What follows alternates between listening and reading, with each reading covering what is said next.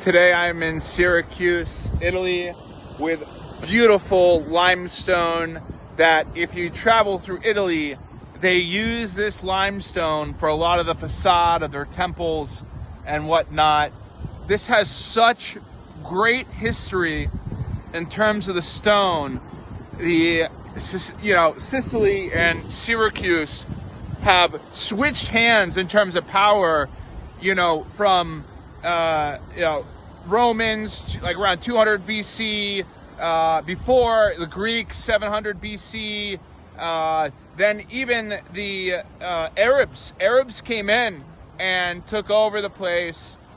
It has switched hands so many times. What hasn't changed is this beautiful limestone that is seen throughout the Baroque art you see throughout Europe, throughout a lot of the Greek temples here.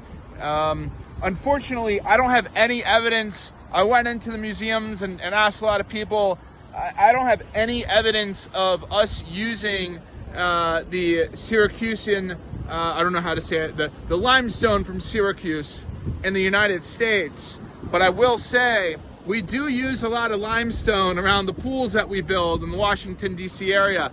The reason why we use limestone, number one, it is gorgeous. I'm about to step up onto this.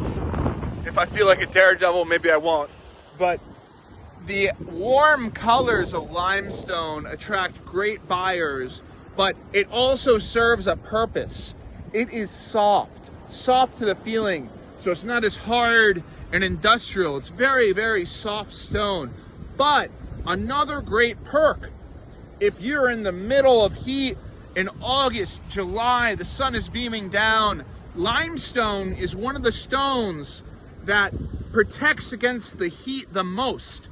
It is so light and soft, it doesn't really hold on to heat as much as regular stone that we use from Pennsylvania, or decking material, or even wood. Limestone is very soft, light, and can stay very cool. Not very cool, but a lot cooler than the counterparts. This is just not only a gorgeous view, but I love going into the history of stone and how we use stone. It's just beautiful.